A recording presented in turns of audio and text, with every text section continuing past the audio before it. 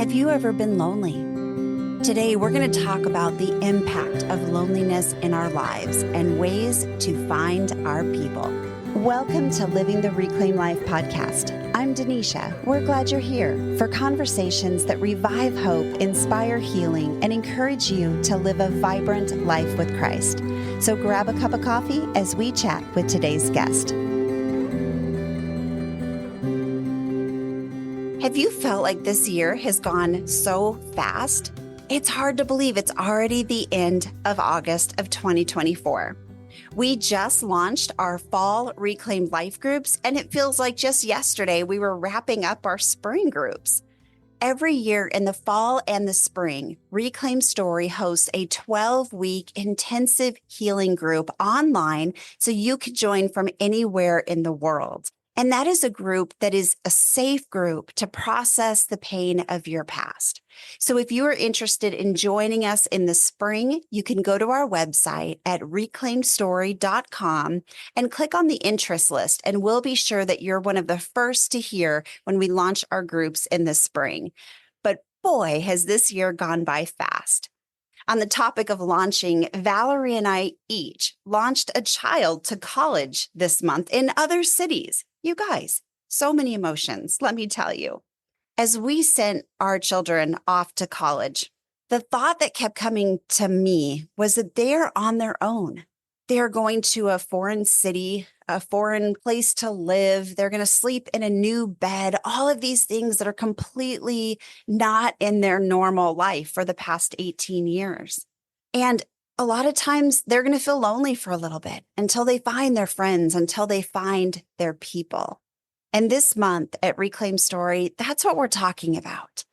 You may have seen on social media, we've been talking about how do we find our people.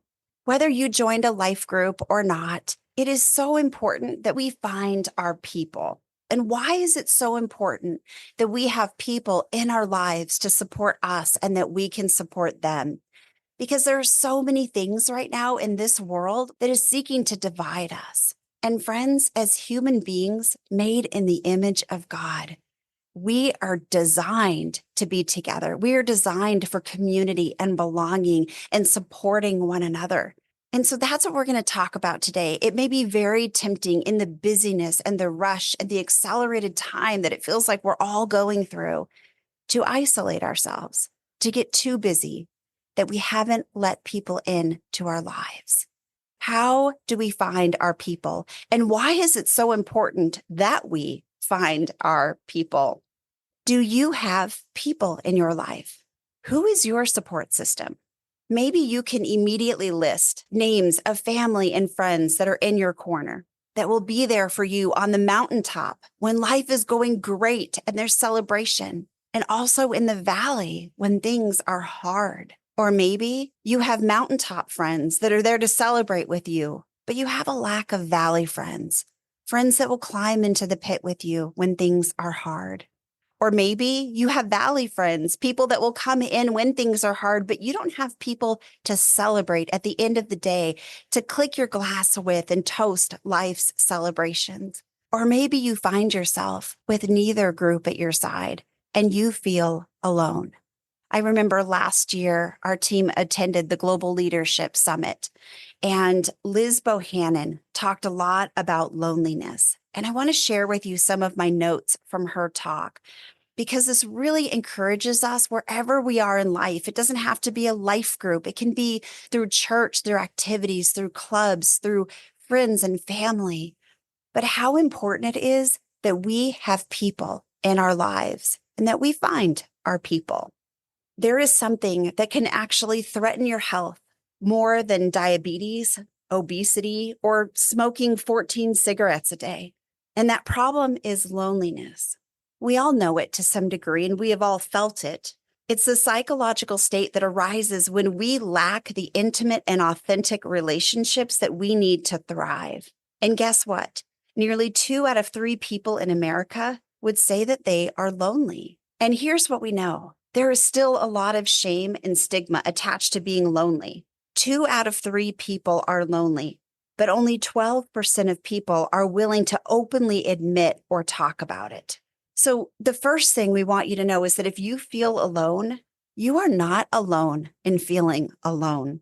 You are not lonely because you're unsuccessful or not good enough. You're not unlikable or unlovable or unlucky or unworthy.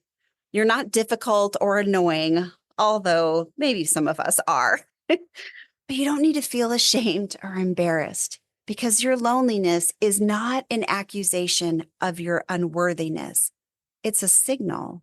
It's your mind and body trying to tell you that you have an unmet need for connection.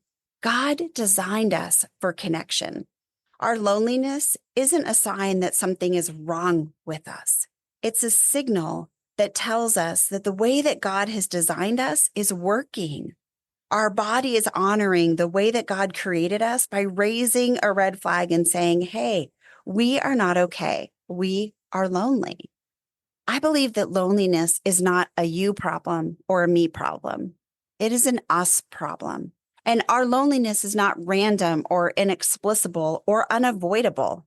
Our collective loneliness is actually the result of the culture that we're all actively co-creating and building and designing together. From replacing our front porches with attached garages so that we go into our home and it's like there's a moat around us that keeps us separated from our neighbors. We see our neighbors less than before. We keep our face in our phones and we rely on DoorDash and Uber instead of having a meal together. And although those are not bad or wrong in any way, it is very helpful in our lives. But when we prioritize certain values above others, that produces results in the long run. One of those results is the rapid rate of decline in time spent with friends and the increase of time spent alone that we've been seeing over the last decade. Liz Bohannon says that in 2010, adults were spending an average of 6.5 hours a week with their friends. In about a decade, that decreased by 59% to less than 2 hours a week. So it makes sense that those numbers, those statistics, our habits are impacting us. Every age group and demographic is lonelier than ever. Less than 1 out of 5 moms would say, I trust my community with my faults and weaknesses. That's 20% of moms, according to Barna Research. Men, particularly, are 5 times lonelier today than they were in 1990. And one of the most alarming statistics is for the first time in recorded human history, we're seeing that the younger populations are lonelier than ever. We're in the midst of an epidemic. And there is such a great need, an incredible opportunity for us as believers to live according to God's design for us and from the instruction we see throughout scriptures. We talked about the mountaintop and we talked about the valley. Galatians 6:2 says, carry each other's burdens, and in this way you will fulfill the law of Christ. So I want to challenge you today, friends. What would it look like for you to carry someone else's burdens? And what would it look like for someone else to help carry yours? I love a quote from Mike Foster. I will carry the hope for you until you can carry it for yourself. Do you have people in your life to click glasses with in times of celebration? Do you have people in your life who will climb into the valley with you and sit and not try to fix it, but just be with you as a community, as an encouragement, and as a friend? As I was dropping my child off at a college dorm with all of her stuff that she needs for the next few months, and I was getting in the car to drive away, I found myself a little bit jealous. And I'll tell you why. I saw her alone in a place she didn't know anybody, a total uprooting of her life as she knew it. She has one roommate and a whole lot of people on campus that as of right now are strangers. But see, when you live on campus at a college, your whole life is designed around activities and clubs and classes. And there are so many ways to get involved.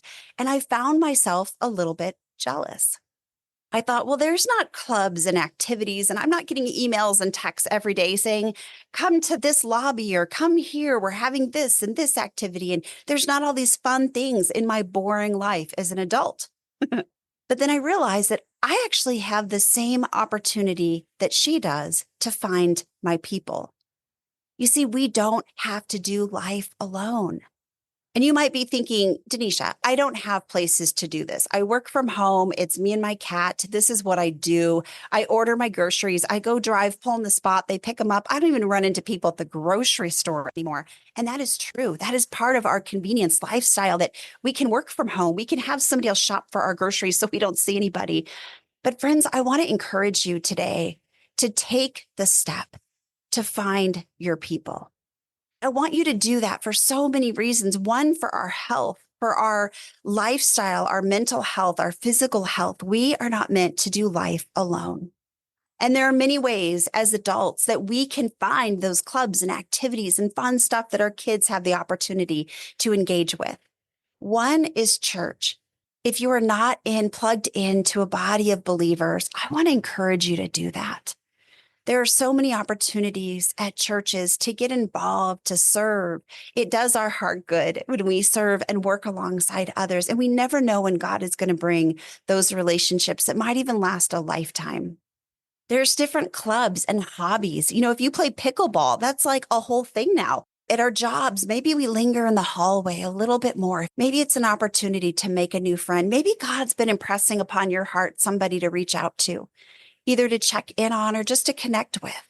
Maybe it's time that we do that. So in the month of August and every day, I want to encourage you, friends, to find your people. Find people that you can do life with, that will help carry your burdens. And when we don't have hope, that they will carry the hope for us. Maybe you're hearing this charge and thinking, Denisha, I've been hurt by people.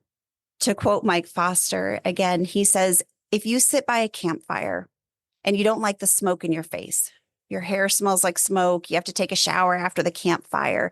If you don't like that and you avoid campfires altogether, you also miss out on the warmth of the fire. You also miss out on the conversations, the s'mores, all the great things that happen at a fire, around a campfire. And the same thing is true with people.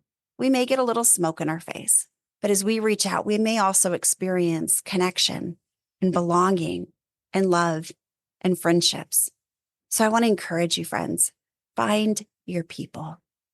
Next month in September, we are going to tackle a big topic: why you do what you do.